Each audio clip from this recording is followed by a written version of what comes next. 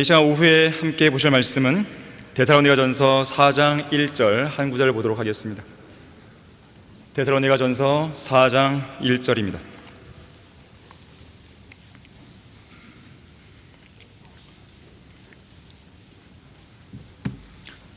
그러므로 형제들아, 끝으로 우리가 주 예수 안에서 간구하고 권고하노니 너희가 어떻게 행해야 하고 어떻게 하나님을 기쁘시게 해야 하는가를 우리들에게서 받은 바와 같이 더욱더 넘치게 하라. 자, 말씀을 위해 다 같이 기도하시겠습니다. 고마우신 아버지 하나님, 오전에 이어 이 오후에도 영과 진리로 경배를 드리게 하시고 또 하나님의 말씀을 통해서 우리의 마음과 생각을 새롭게 변화시킬 수 있는 소중한 계기를 마련해 주셔서 감사드립니다. 늘 그렇듯이 우리는 주님의 말씀에 갈급해 있습니다. 말씀으로 우리의 마음을 가득 채우기를 원합니다. 살아있는 성경을 통해 전파되는 살아있는 능력 있는 이 말씀으로 우리는 변화된 삶을 살길 원하는 것입니다. 주님께서는 우리를 독특한 사람들로 부르셨습니다. 그리스도인들로 부르신 것입니다. 우리는 이 세상과 섞일 수가 없습니다. 타협할 수도 없습니다. 불의 앞에 굴복할 수도 없습니다. 우리 안에 계신 주님께서 우리에게 더욱더 용기와 힘을 주시고 위로를 주시며 어떠한 고난과 역경도 헤쳐나갈 수 있는 그 능력으로 우리와 함께 해주십시오. 이 시간 선포되는 말씀을 통해 주님께서 강력하게 역사해 주시고 다시 한번 저희들을 성령으로 충만하게 만들어 주십시오. 무엇인가 하나라도 깨닫고 성장할 수 있는 계기가 되게 해주십시오. 주 예수 그리스도 이름으로 기도했습니다. 아멘. 하나님의 기쁨이라는 제목으로 설교하겠습니다. 하나님의 기쁨. 성경을 신중하게 살피지 않는 목사들과 교인들은 초림 당시에 인자로 오신 예수님의 모습을 묘사할 때 항상 미소를 띠고 있는 얼굴에 부드러운 인상을 풍기시는 그런 분으로 생각을 합니다. 하지만 성경을 차분히 읽어보면 오히려 예수님은 부드럽기보다는 강한 인상이세요. 목수이셨죠. 또 이 땅에서는 머리 둘 곳조차 없었기 때문에 야전 군인처럼 거친 인상을 풍기는 분이셨습니다. 그리고 만면의 미소보다는 슬픔과 눈물에 훨씬 더 익숙한 분이셨죠. 이와 관련해서 이사야 53장 2절과 3절에서는 그는 모양도 우아함도 없으시니 우리가 볼 때에 그를 흠모할 아름다움도 없습니다. 그는 사람들에게서 멸시받고 거부되었으며 슬픔의 사람이요 질고에 익숙한 사람이라고 말씀합니다. 초림 당시에 예수님의 모습을 묘사한 것이죠. 이런 이유로 사복음서에서 예수님이 슬퍼하시고 우셨다는 묘사는 종종 나오지만 기뻐하시고 우셨다는 그런 이야기는 거의 안 나오죠. 실제로 예수님은 지상생애 동안에 기뻐하셨다, 이 내용이 사복음서를 통틀어 딱 한 번 기록되어 있습니다. 누가복음 10장 21절 보겠습니다.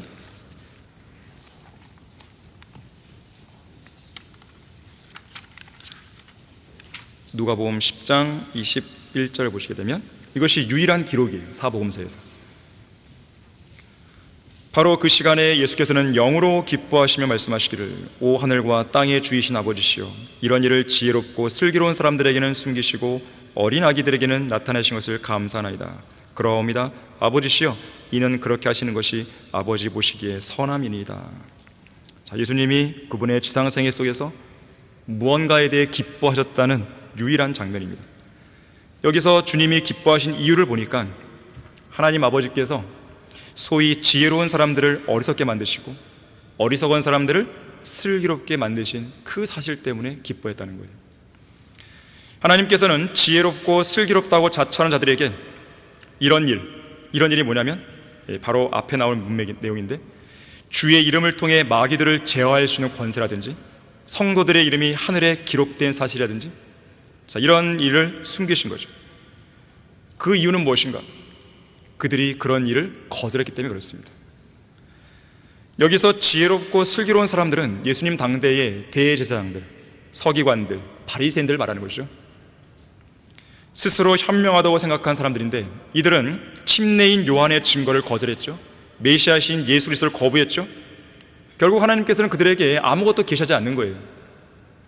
오히려 그들에게서 감추시는 거죠. 하지만 당대의 죄인들로 취급받았던 일단의 세리들과 창녀들, 그리고 무식한 어부들에게는 진리를 계시해 주시고 숨기지 않으신 거죠. 왜냐하면 그들이 하나님의 말씀을 믿었기 때문에 그렇습니다. 그래서 이사야 28장 9절에서는 그가 누구에게 지식을 가르치며 그가 누구에게 교리를 깨닫게 해줄 것인가, 젖을떼고 젖가슴에서 물러난 자들에게도다 그랬어요. 예레미야 9장 23절에서는 현명한 자는 자기 지혜를 자랑하지 말라고 말씀하죠. 성경을 무시하고 거부한 자들에게는 하나님께서 모든 빛과 조명을 꺼버리시는 겁니다.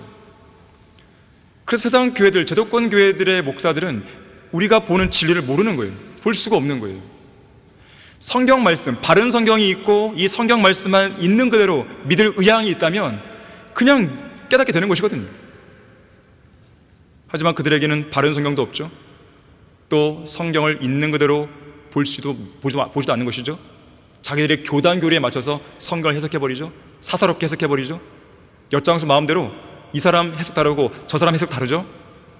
그러다 보니까 진리를 깨달을 수가 없는 거예요. 하나님께서 빛과 조명을 꺼버리신 겁니다. 하지만 성경을 최종 권위로 믿고 존중하는 그런 사람들에게는 그야말로 많은 것들을 일깨워주시는 거예요.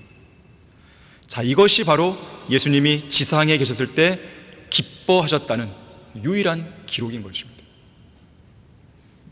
우리는 하나님을 기쁘시게 해드려야 돼요.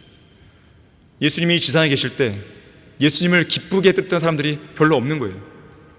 12사도 외에는 없는 거죠. 대부분의 백성들은 예수님을 기쁘게 해드리지 못했습니다. 자, 우리는 예수님을 기쁘게 해드려야 돼요. 우리는 하나님을 기쁘시게 해드려야 돼요. 제2차 세계대전 당시에 네덜란드에 코리 텐붐 자매가 있었습니다.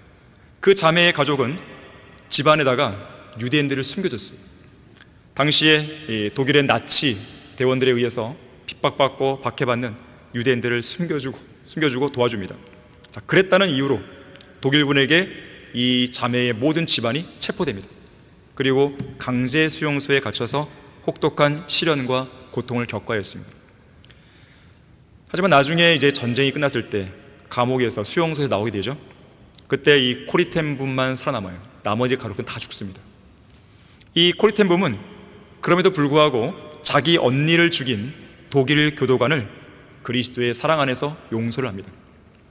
그리고 유럽과 미국 세계에 전역을 다니며 자신의 소중한 간증을 하나님의 복음을 전하는 그런 간증을 통해서 하나님의 복음을 전하는 위대한 믿음의 용사가 되는 거예요.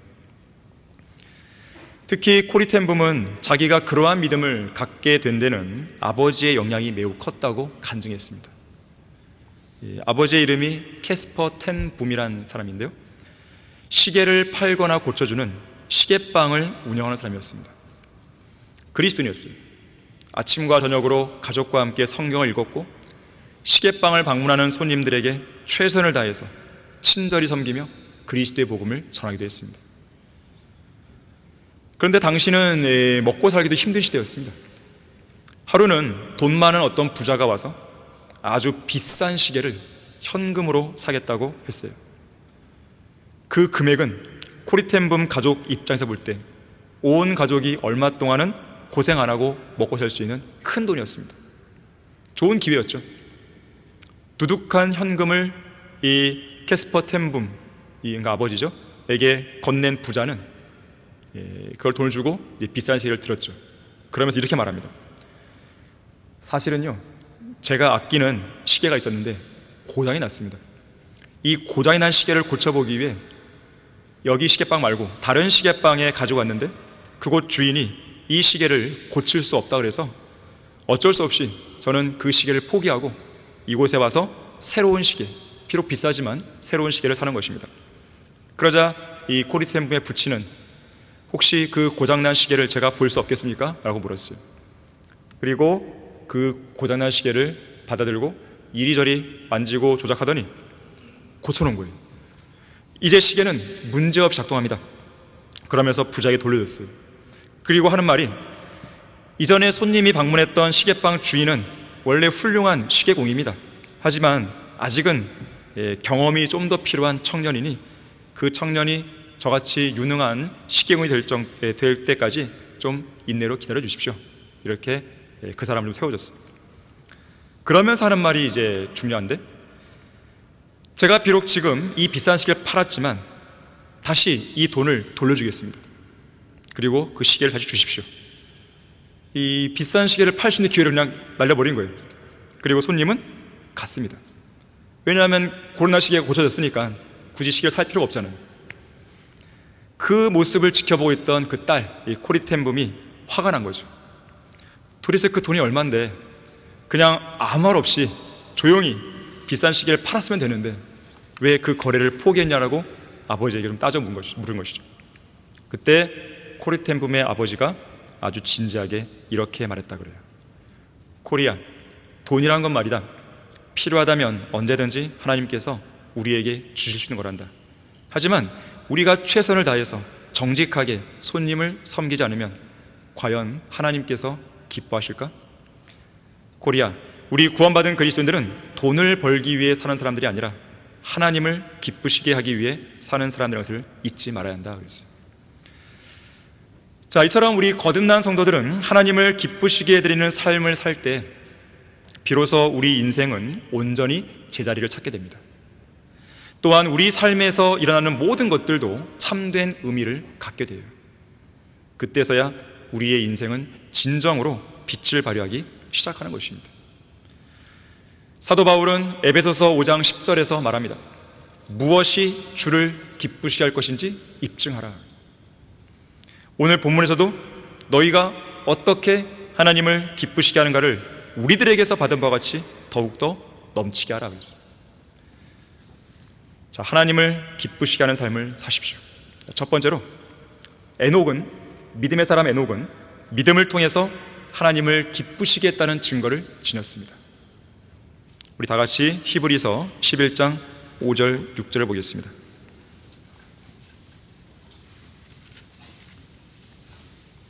히브리서 11장 5절 6절을 보시면,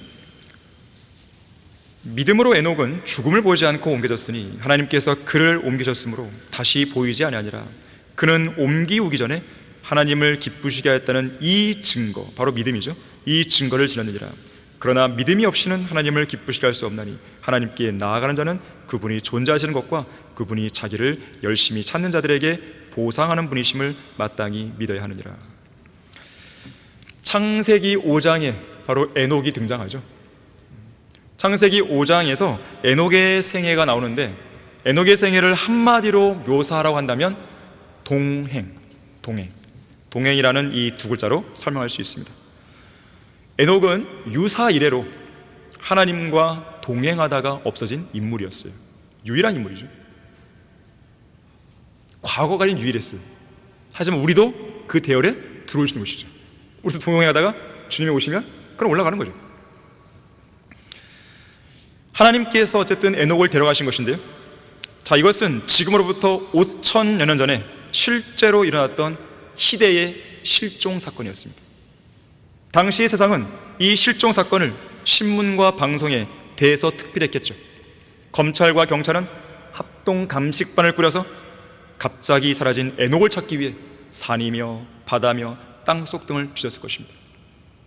결국 세상은 에녹의 행방을 알아내지 못합니다. 결국 에녹의 실종 사건은 영구 미제 사건으로 남겨져 버리죠. 그리고 그로부터 1500년의 시간이 흘렀을 무렵 인간의 기억 속에서 완전히 사라진 이 영구 미제 사건은 하나님의 영감으로 주어진 창세기 5장에서 모세의 손을 통해 기록되게 되는 것입니다. 에녹은 하늘로 옮기기 전에 하나님을 기쁘시게 하였다는 이 증거를 지녔다고 성경을 말씀합니다. 앞서 얘기했듯이 증거는 믿음이에요. 하나님과 동행하는데 왜 믿음이 필요한 것인가? 하나님과 동행한다는 것은 하나님의 뜻에 일치한다는 말이기 때문에 그렇습니다. 하나님의 뜻에 일치하려면 그 뜻을 믿는 믿음이 있어야 되는 것이에요. 기본적으로 동행하기 위해서는 동행하는 두 사람의 뜻이 일치해야 됩니다. 일치하지 않으면 동행할 수가 없죠. 갈라지는 겁니다. 아모스 3장 3절에서 두 사람이 동의하지 않고 함께 걸을 수 있겠냐 그랬어요. 하나님의 말씀을 믿을 수 있는 믿음이 없다면 하나님의 뜻에 동의할 수 없겠죠. 하나님의 뜻에 동의할 수 없다면 하나님과 함께 걸어갈 수 없겠죠. 하나님과 함께 걸어갈 수 없다면 그 사람은 결국 하나님을 등지고 세상으로 떠나버리고 마는 것입니다. 자, 그래서 믿음이 둔감해지거나 믿음이 약해지도록 여러분은 방치해서는 안 됩니다. 어떤 사람이 이렇게 말했습니다. 만약 당신이 기도보다 더 큰 즐거움을 발견한다면, 만약 당신이 성경보다 더 좋아하는 책을 발견한다면, 만약 당신이 교회보다 더 좋은 장소를 발견한다면, 주님이 베푸신 식탁보다 더 좋은 식탁을 발견한다면, 만약 당신이 예수님보다 더 좋은 사람을 발견한다면, 하늘나라보다 더 좋은 희망과 소망을 발견한다면 여러분은 신앙의 경보를 울려야 한다 그랬습니다. 자, 그래서 하나님과 동행한 사람들은 하나같이 믿음의 사람들이었습니다. 그들은 하나님을 신뢰하는 법을 알았고 믿음 위에서 행하는 법을 알았습니다. 우리는 믿음으로 사는 법을 배워야 됩니다. 자, 그렇지 못하면 하나님을 기쁘시게 할 수 없을 뿐 아니라 하나님과 온전히 동행할 수도 없는 거예요. 여러분이 하나님과 그분의 말씀을 믿을 때 하나님은 무척 기뻐하십니다. 인간적인 생각으로는 도저히 믿을 수 없는 그런 상황에서도요, 여러분이 하나님을 향한 믿음을 보일 때 주님께서는 무척 기뻐하세요. 그래서 인생의 위기가 왔다면 감사하시면 됩니다. 왜냐하면 그것은 여러분의 믿음을 하나님께 보여드릴 수 있는 절호의 기회이기 때문에 그런 거예요. 믿음을 발휘할 수 없을 것 같은 상황에서 믿음을 발휘해보세요. 하나님은 무척 기뻐하시는 거죠. 그것은 여러분이 주님을 기쁘시게 드릴 수 있는 최고의 기회가 되는 것입니다. 그리스도인은 무엇으로 사는 것인가? 믿음으로 사는 것이죠. 잠깐 있다가 사라져버릴 눈에 보이는 것을 바라보며 사는 사람이 아닙니다. 눈에 보이지 않는 영원한 것들을 믿음으로 바라보며 사는 사람이죠. 한순간의 즐거움이나 잠깐의 고난으로 일이 일비하지 않는 사람들입니다. 뭔가 상황이 좋아지면 기뻐하고 상황이 안 좋아지면 슬퍼하고, 그것이 아닙니다. 오직 어떤 상황이든지 주변 상황에 관계없이 항상 믿음으로 기뻐하고 믿음의 기도로 크고 작은 문제들을 넘어서는 거죠. 믿음으로 모든 일에 감사하면서 하나님이 마련해 주신 믿음의 길을 묵묵히 걸어가는 것이죠. 믿음으로 구원받은 그 모든 그리스도인에게는 믿음으로 살아야 할 당위성과 의무가 주어져 있습니다. 자, 하나님을 기쁘시게 하는 삶을 살아야 됩니다. 두 번째로, 주님은 정직한 성도의 기도를 기뻐하십니다. 정직한 성도의 기도를 기뻐하시는 거예요. 잠언 15장 8절인데요, 악인의 희생제는 주께 가증한 것이나 정직한 자의 기도는 그의 기쁨이니라 그랬습니다. 정직한 자의 기도, 여러분의 정직한 기도를 하나님은 기다리시고 또 그 기도를 들었을 때 기뻐하시는 거예요. 정직하신 하나님께서는요, 정직한 자를 구원하십니다. 또한 정직하신 하나님께서는 마음이 정직한 자들에게 주님의 의를 베푸시고 주님의 정직하심을 그들에게 보여줍니다. 하지만 거짓말하는 혀를 무척 싫어하시는 것이죠. 거짓을 말하는 거짓 증인을 가증히 여기십니다. 마틴 루터는 말하기를, 거짓말은 눈덩이와 같아서 그것을 굴리면 굴릴수록 그 덩어리는 그만큼 더 커진다 그랬어요. 성경은 거짓말에 대해서 강하게 엄중하고 책망합니다. 왜 그런지 아십니까? 거짓말의 아비가 마귀이기 때문에 그런 거예요. 마귀 자체가 처음부터 거짓말쟁이였기 때문에 그렇습니다. 그래서 그리스도인은 거짓말하지 않는 거예요. 매사에 정직해야 됩니다. 어떠한 불이익을 당해도 정직해야 돼요. 거짓말하는 혀가 아니라 진실한 입술을 지내야 됩니다. 진실한 입술을 통해서 거짓말하려고 하는 그 혀를 압도해야 되는 것이죠. 사탄이 거짓말쟁이이고 거짓말의 아비라는 점을 기억한다면 거룩하시고 진실하신 하나님의 자녀로서 쉽게 거짓말할 수 없습니다. 어떻게 해서든지 수단과 방법을 가리지 않고 변명과 거짓말로 자신의 실수와 잘못을 가리려는 사람이 되어서는 안 됩니다. 무언가를 잘못해서 혼나는 일이 있더라도 정직해야 되는 것이죠. 거짓말로 인한 피해는 반드시 거짓말을 한 그 당사자에게 부메랑처럼 돌아옵니다. 언젠가는 반드시 그 당사자에게 그 해를 입히고 그 당사자를 무너뜨리는 것이죠. 진실한 입술은요, 다른 지체들에 대해서 거짓 증언하지 않습니다. 험담하지 않습니다. 다른 성도들의 치부에 대해서 수근거리지 않습니다. 다른 지체들의 단점과 잘못에 대해 여기저기 사람들을 붙들고 이야기를 옮기거나 들쑤시고 다니지 않습니다. 떳떳하고 당당하게 나와야죠. 용기가 있다면, 자기가 의롭다면 떳떳하게 밝혀야죠. 뒤에서 그러지 말고. 그런 용기도 없나요?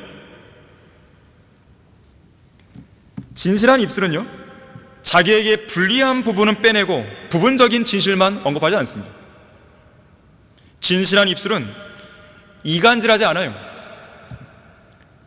칼로 찌르듯이 말하면서 상대방에게 상처를 입히지 않습니다. 오히려 상대방의 아픔과 병을 헤아리고 그 부분을 고쳐주는 것이에요. 진실한 입술은 용기가 있는 입술입니다. 정직한 입술입니다. 믿음의 입술이죠. 겸손한 입술입니다. 지체들을 세워주는 입술이에요. 지체들에게 힘과 위로를 주는 가장 아름다운 입술입니다. 누군가에 위해서 군림하려고 하지 마세요. 지체들과는 마찬가지예요. 내가 저 상대방을 위해 좀 내가 올라와야 내가 좀 나아지는 거 아니야? 결코 그러지 마세요. 그 사람은 하나님께서 반드시 내리십니다. 잠언 12장 19절에서 진실한 입술은 영원히 설 것이나 거짓말하는 혀는 순간뿐이라 했습니다. 잠깐은 위기를 모면할 수 있겠죠. 하지만 영원히 설 수는 없습니다. 다 드러나는 것이에요. 그래서 하나님은 정직한 성도들의 기도를 기뻐하시는 거예요. 반대로 정직하지 못한 자들의 기도는 어떤 것인가? 하나님을 우롱하는 것이죠. 주님께 가증한 행위죠. 잘 들으십시오. 시편 84편 11절에서요, 주 하나님은 태양이시요 방패시니 주께서 은혜와 영광을 주시며 정직하게 행하는 자들에게 좋은 것을 아끼지 아니하시라 그랬어요. 정직한 자 성도들의 기도를 기뻐하시니까 그 기도에 응답하셔서 좋은 것을 아끼지 않고 주시는 거예요. 우리가 하나님 앞에 정직한 마음으로 나아가서 정직하게 죄를 자백하고 용서를 구하면 주님은 중보자이신 예수님을 통해서 우리의 정직한 기도에 경청하시고 좋은 것들을 아끼지 않고 내려주시는 것이죠. 정직한 기도에는 강력한 힘이 있습니다. 주님 앞에서 솔직한 성도가 되세요. 죄가 있으면 자백하세요. 주님 앞에서 자백하지 못할 죄가 어디 있습니까? 주님은 다 아시는데 이미. 정직하지 못할 이유가 없습니다. 진솔한 기도가 필요한 거예요. 하나님을 기쁘시게 하는 삶을 살아야 됩니다. 세 번째로, 하나님은 죄인들의 회개를 기뻐하십니다. 죄인들의 회개를 기뻐하세요. 세상은 죄인들의 회개에 대해 관심 없습니다. 어떤 사람이 구원받는 거 관심 없어요. 하지만 주님은 가장 큰 관심을 거기에 두시는 것이죠. 우리 다 같이 누가복음 15장 보겠습니다.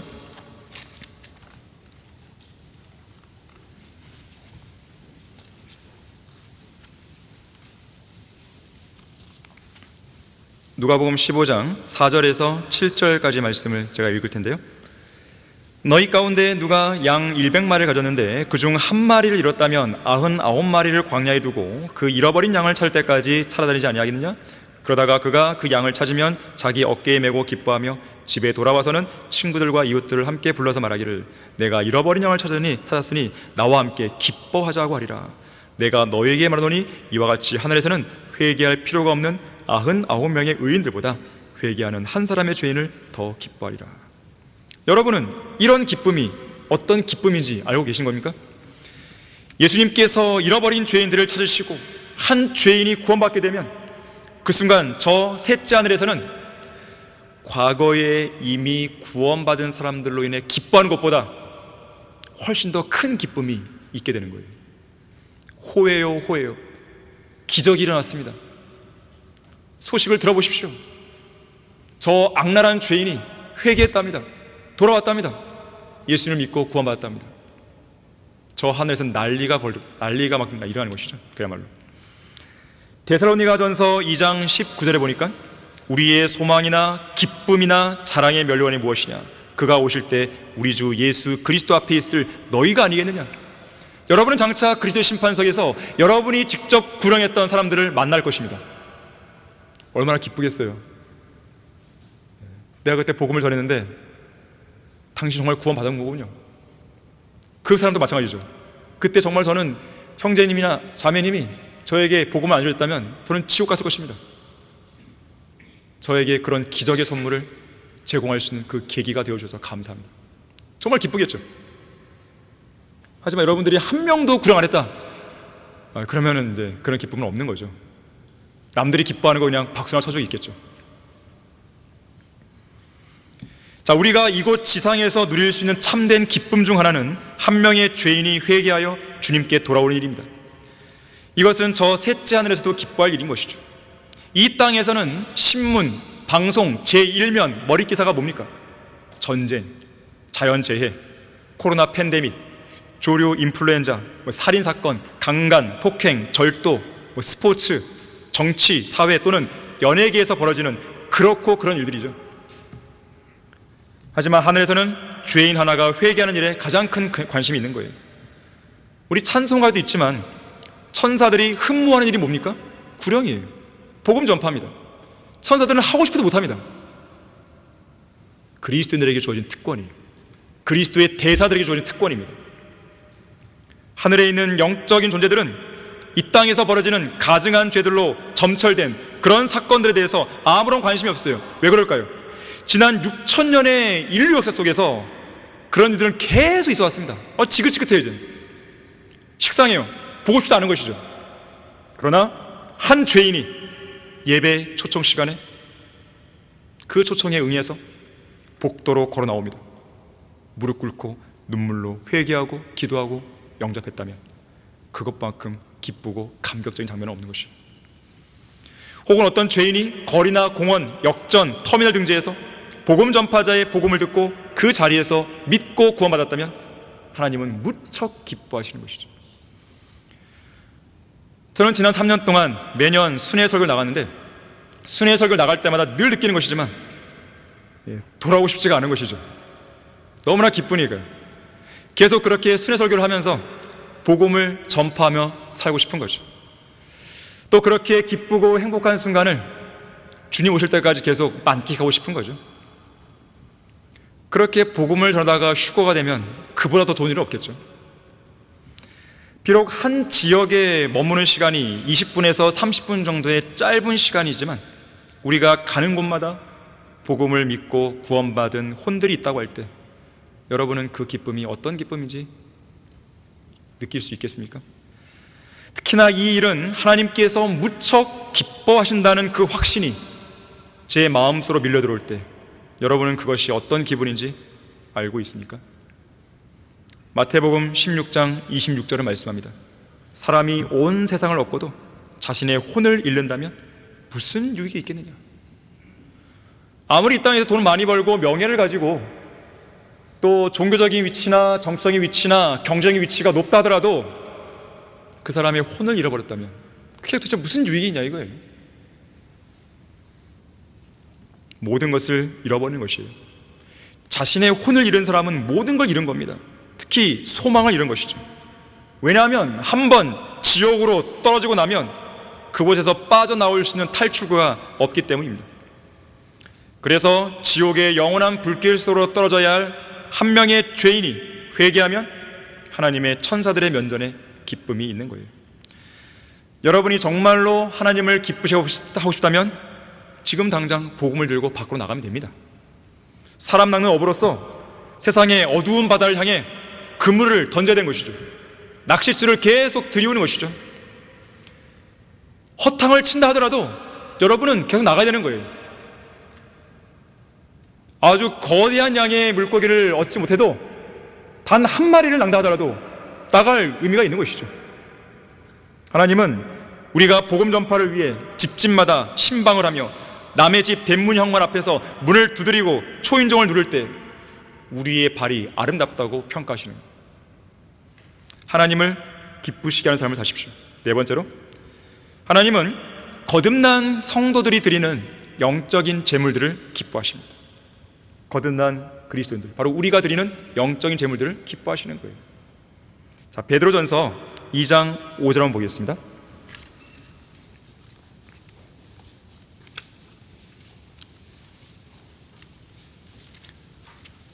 베드로전서 2장 5절 보시면, 너희도 산 돌들로서 영적인 집으로 지어지고 예수 그리스도에 인하여 하나님께서 기뻐하실 영적인 제물들을 드리는 거룩한 제사장이 되느니라 그랬어요. 히브리서도 보겠습니다. 히브리서 13장 15절 16절 보시면요, 자, 우리가 드려야 될 영적인 제물들의 목록이 여기에 나옵니다. 하나님이 기뻐하시는 영적인 제물 목록이에요. 히브리서 13장 15절 16절에서 그러므로 우리가 그분을 통해서 찬양의 제물을 하나님께 계속해서 드리자. 첫 번째죠, 이것이 그의 이름에 감사하는 우리 입술의 열매니라. 감사. 두 번째죠, 또한 선을 행함과 함께 나누어 씻지 말자. 세 번째죠, 하나님께서는 그러한 제물들을 매우 기뻐하시니라. 세 가지. 우선 찬양의 제물입니다. 하나님께서는 여러분들이 찬양 부를 때 기뻐하시는 거예요. 우리가 성도로 부름받은 궁극적인 목적은 바로 거기에 있습니다. 하나님을 향한 찬양이에요. 찬양이야말로 하나님을 향해 우리가 입술로 표현할 수 있는 최상의 표현이에요. 거듭난 성도들이 누릴 수 있는 최상의 특권입니다. 여러분, 기회가 된다면 계속 찬양을 부르세요. 주님을 높이세요. 꼭 곡조에 안 담아도 됩니다. 나는 음치니까 노래를 못합니다. 괜찮아요. 여러분이 알고 있는 가사를 그냥 읽으시면 되는 거죠. 거룩한 제사장들인 우리 그리스도인들, 항상 주님을 찬양하는 찬송 속에 머물러 있어야 됩니다. 찬송하는 입술에는 쓸데없는 잡담이나 노랫말이 붙어있을 자리가 없습니다. 찬양이 끝날 때 우리의 예배도 그치는 거예요. 오늘 우리 학생들이 근린공원 가서 이제 뭔가 활동이 있어갖고 가서 찬양도 하고 하는데, 우리 학생들은 제가 이게 교회에서 일을 하고 있으면 뭐 늦은 시간에도 때로는 같이 3, 3, 5 모여서 찬양하는 소리를 들리게 돼요. 천상의 소리가 따로 없습니다. 우리 아이들은 그냥 유닛을 안 부릅니다. 기본이 파트 나눠서 부르는 거예요. 이 정도는 돼야죠, 학생들이. 늘 하나님을 향한 찬양 속에 있다 보니까요, 늘 기쁩니다, 애들이. 학생들의 얼굴을 보면요, 뭐 군더더기 없어요. 그냥 뭐가 그렇게 즐거운 건지 생각이 없는 건 아닐 거 아니겠어요. 뭐가 그렇게 즐거울 거예요. 늘 시끌벅적하고 기뻐하는 거예요. 그것만 보더라도 교육이 잘 되고 있구나, 그냥 아는 것이죠. 두 번째는 감사의 제물을 드려야 됩니다. 시편 107편 22절에 보니까요, 감사를 희생제로 표현합니다. 희생제. 감사의 희생제. 독특한 표현이죠. 왜 감사가 희생제물일까요? 어떠한 상황에서도, 즉 감사할 수 없는 상황에서도 감사하기 때문에 그렇습니다. 감사할 수 없는 상황에서 감사를 드리는 것, 일종의 희생이라고 볼 수 있죠. 최악의 상황에서도 감사하는 거예요. 바로 그런 의미에서 감사의 희생제입니다. 만사 형통하고 배가 부르고 건강하고 돈이 많고 삶이 풍요로우면 누구나 감사합니다. 왜 못하겠어요? 다 감사하죠. 하지만 몸이 아파 보세요. 자녀들이 아파서 병원에 누워보세요.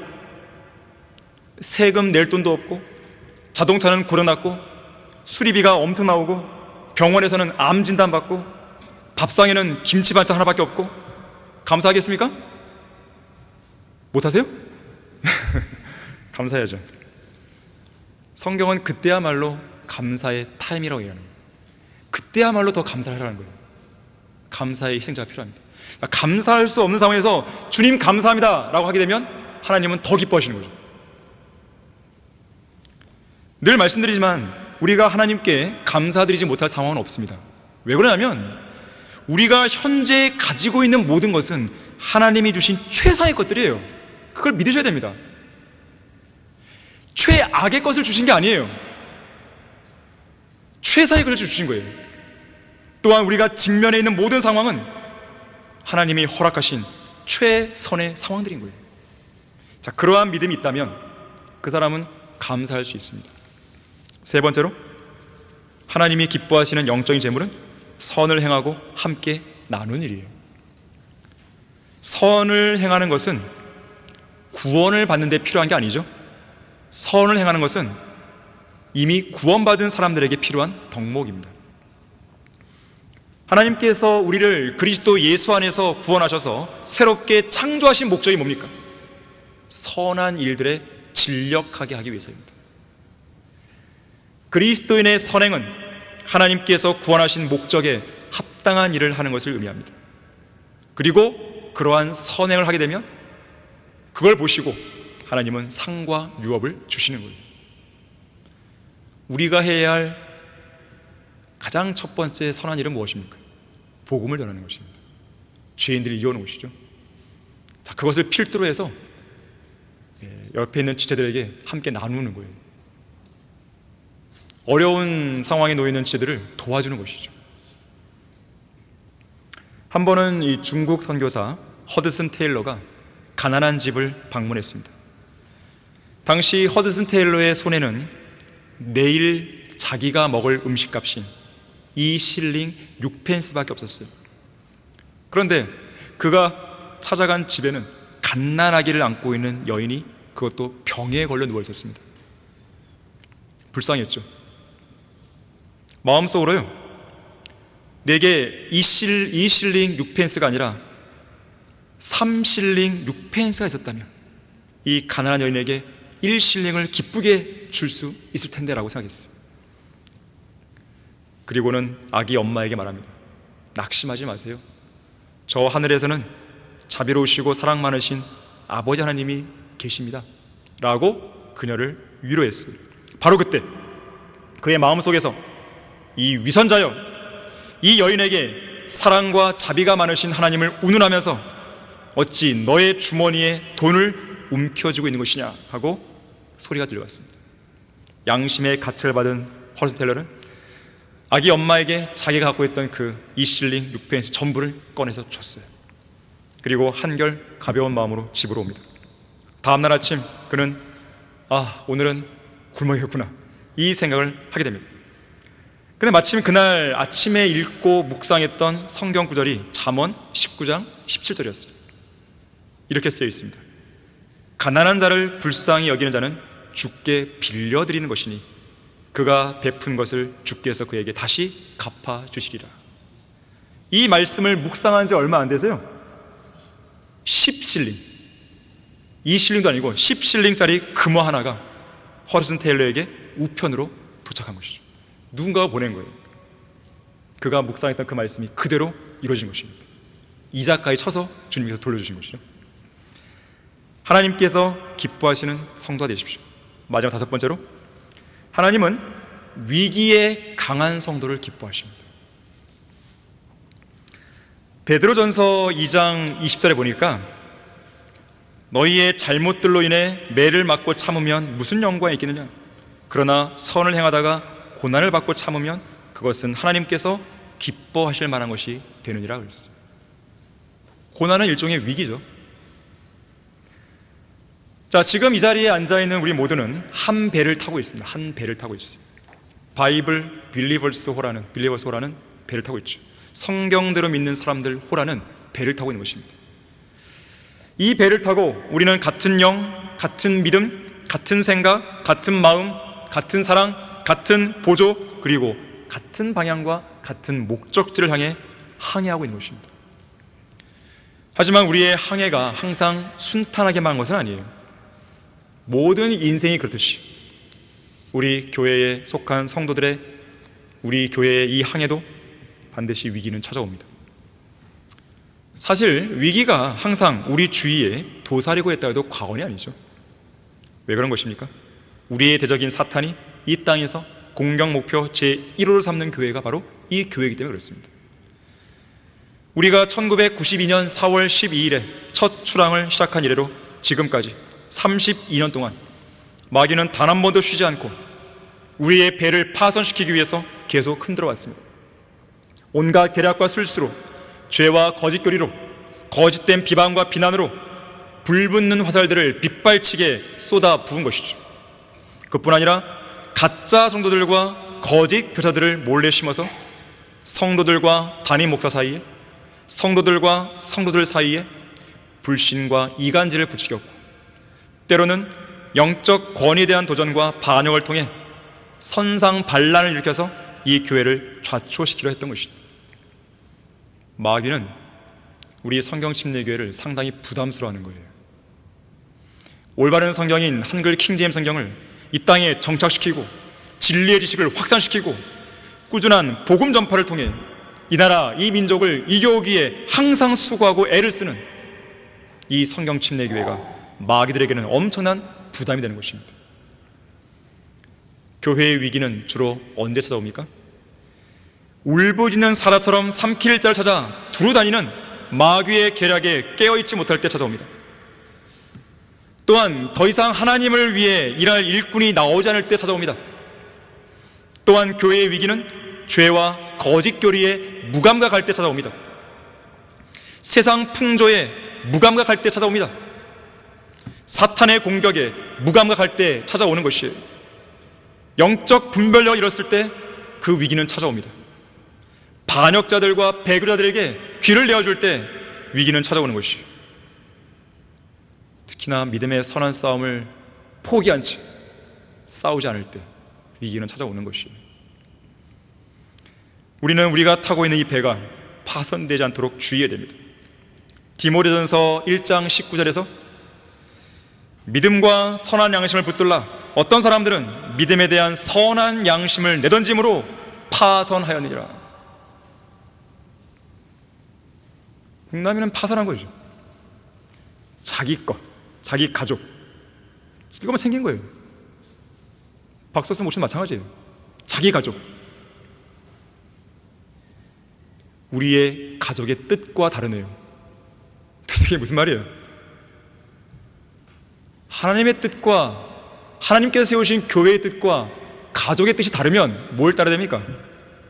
너무나 분명하죠.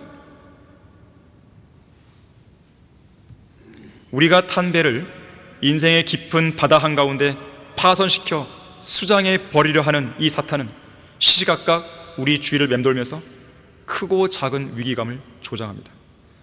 문제가 없는 인생이 없듯이 위기가 없는 인생도 없습니다. 인생에서 위기를 경험해보지 않은 성도는 없어요. 다 한 번쯤은 위기를 경험합니다. 그런데 유독 위기에 강한 성도가 있습니다. 위기에 강한 교회가 있습니다. 위기에 강한 성도들이 위기에 강한 교회를 만드는 것이에요. 재정적인 위기를 맞았다고 흔들리지 마십시오. 실직했다고 해서 용기를 잃지 마십시오. 어떤 질병에 걸렸다고 해서 흔들리지 마십시오. 과거에 우리가 따랐고 지금도 우리가 본으로 삼고 있는 이성호 목사님은 주님 곁으로 가시기 전 수년의 시간을 우리보다 더 큰 아픔과 질병을 견디면서 끝까지 달려갈 길을 완주하셨죠. 그리고 그때로부터 30년 동안 여러 차례의 영적 전쟁을 견뎌오셨고 배교자들의 반역과 배신을 수차례 견뎌오셨습니다. 강한 바람이 불어온다고 반드시 나무가 부러지는 것은 아닙니다. 강한 풍랑이 일어난다고 해서 항상 배가 파손하는 것은 아니에요. 언제나 강한 바람을 견디는 나무들이 있는 것이고 강한 풍랑을 견뎌내는 배들이 있는 것입니다. 교회 안에 영적 전쟁이 치열하게 일어난다 해서 믿음이 약해질 필요가 없어요. 동요할 필요도 없습니다. 설령 옆에 있는 지체들이 실족한다 해도 여러분 자신까지 실족할 필요는 없는 거예요. 언제나 하나님은 신실하게 믿음을 지킨 남은 사람들을 중심으로 이 교회를 이끌어 오셨습니다. 죄와의 싸움에서 패배했다고 해서 낙심하지 마십시오. 마귀에게 졌다고 해서 위축당하지 마십시오. 예수 그리스도의 피를 의지하면 맥없이 처진 손과 쇠약한 무릎을 일으켜 세울 수가 있는 것이에요. 결론적으로요, 요즘처럼 이성호 목사님이 많이 보고 싶고 목사님께 많이 미안하고 그분의 빈자리가 크게 느껴지는 때도 없는 것 같습니다. 지난 한 달은요, 제게 있어서 낙담과 절망과 안타까움과 괴로움 속에서 자비롭고 은혜로우신 주님 앞에 몸부림친 시간들이었습니다. 많은 생각들이 제 마음과 머릿속으로 들어오고 나가고 차분하게 정리되는 시간들이었습니다. 복잡한 생각들이 한순간에 밀려들어올 때 저는 한글 킹제임스 성경을 두 손으로 이렇게 딱 붙잡고 기도하면서 성경을 늘 펼쳤습니다. 하나님, 저는 지금 길을 잃었습니다. 무엇을 어떻게 할지 모르겠습니다. 가슴이 먹먹하고 답답합니다. 그리고 너무나 화가 납니다. 길을 보여주십시오. 빛을 보여주십시오. 하나님께서 지금 무언가를 해주셔야 됩니다. 하나님의 이름과 명예를 위해서, 한글 킹제임스 성경과 성경 침례교회를 위해서, 주님의 위대한 사역을 위해서 역사해 주십시오. 그러면 하나님은 그 순간 제가 펼쳐 읽는 그 말씀에 정말로 빛을 비춰주셔서 제 마음을 위로해 주신 것이죠. 때로는 제가 길을 잃은 근본적인 원인이 무엇인지를 보여주시고, 만일 그것이 저의 죄로 인한 것이라면 강하게 책망하시면서 무거운 심판과 마음의 짓눌림과 그 징계 속에서 조용히 기다리라고 말씀하십니다. 때로는 그것은 너의 책임이 아니니까 너무 자책하지 말라고 말씀하십니다. 때로는 전능하신 하나님인 내가 알아서 해결하고 원수들에게 복수할 테니 너는 가만히 기다리라고 하시는 것도 있는 것이죠. 또한 제가 받는 모욕들에 대해 변호하시고 저를 공격하는 대적들의 사악함을 그들의 머리로 돌리겠다고 말씀을 통해 보여주시는 것이죠. 저는 그 한 달의 기간이 너무나 행복한 시간이었습니다. 너무나 실제적으로 저에게 말씀을 통해 이야기하셨으니까요. 그래서 저는 한 가지만 생각하기로 했습니다. 유불리를 계산하지 않고 주님께서 보시기에 옳은 것은 무엇인가, 주님이 기뻐하시는 무엇인가, 이 한 가지만 생각하기로 결심한 것입니다. 그랬더니 복잡한 생각이 싹 사라지는 겁니다. 사도 바울은 말합니다. 갈라디아서 1장 10절에서 내가 이제 사람들에게 호감을 사랴? 아니면 하나님께 사랴? 아니면 내가 사람들을 기쁘게 하려고 하겠느냐? 내가 아직도 사람들을 기쁘게 하려고 한다면 나는 그리스도의 종이 아니라 그랬어요. 데살로니가전서 2장 4절에서는 우리의 마음을 시험하시는 하나님만을 기쁘시게 하려 한다고 했습니다. 고린도후서 5장 9절에서는 우리가 애쓰는 것은 거하든지 떠나 있든지 그분을 기쁘시게 해드리기를 바라는 것이라고 고백했어요. 여러분은 앞으로 이 한 가지만 생각하세요. 하나님이 원하시는 게 무엇입니까? 여러분의 감정을 내세우지 마세요. 여러분의 주변 상황을 내세우지 마세요. 딱 하나만 생각하세요. 하나님이 이 시점에서 나에게 원하는 게 뭔가? 주님, 아무리 그래도 그렇지 이건 내가 할 수 없는데요. 아니 그거 물어본 게 아니에요. 지금 하나님이 원하시는 게 뭐냐 이거예요. 하나님이 기뻐하시는 게 뭐냐 이거예요. 여러분이 원하는 것을 하려고 하지 마십시오. 여러분의 감정대로 하지 마십시오. 여러분이 하고 싶은 것을 하지 마십시오. 여러분이 기뻐하는 것으로 하나님을 섬기려 하지 마세요. 사울 왕은 그렇게 했다가 버림받았잖아요. 여러분이 원하는 것으로 하나님을 기쁘시게 하려고 하는 것은 그건 여러분 욕심이에요. 여러분이 기뻐하는 것을 해놓고 나서 주님 앞에 생색낼 겁니까? 그건 일종의 자기 과시입니다. 주님 보십시오, 제가 이렇게 했습니다. 로마서 8장 8절에서는 육신 안에 있는 자들은 하나님을 기쁘시게 할 수 없다고 했어요. 잠언 16장 7절에서는 사람의 행위가 주를 기쁘시게 하면 주께서 그 사람의 원수들까지도 그와 화목하게 한다고 했어요. 하나님을 기쁘시게 할 때 불의와 타협하거나 양보하지 않게 됩니다. 여러분 모두가 하나님이 기뻐하시고 하나님이 인정하시는 그런 성도 되기를 바라겠습니다. 자, 기도하겠습니다. 고마우신 아버지 하나님, 오늘도 좋은 날을 허락해 주시고 아름다운 예배를 드리게 해주셔서 감사드립니다. 오늘 우리는 심각한 상황에 맞춰 심각한 엄중한 설교를 듣게 되었습니다. 우리 성도들이 많이 깨우치고 성장하기를 원합니다. 무엇보다도 마귀와의 대치된 이 싸움에서 믿음을 가진 사람이, 정직하게 기도하는 그 사람이, 하나님만을 신뢰하는 그 사람이, 하나님 보시기에 옳고 하나님 보시기에 기쁨이 되는 그 일들을 행하는 그 사람이 진정한 승리자가 된다는 것을 우리 성도들이 마음속에 깊이 새기게 해주십시오. 주 예수 그리스도 이름으로 기도했습니다. 아멘.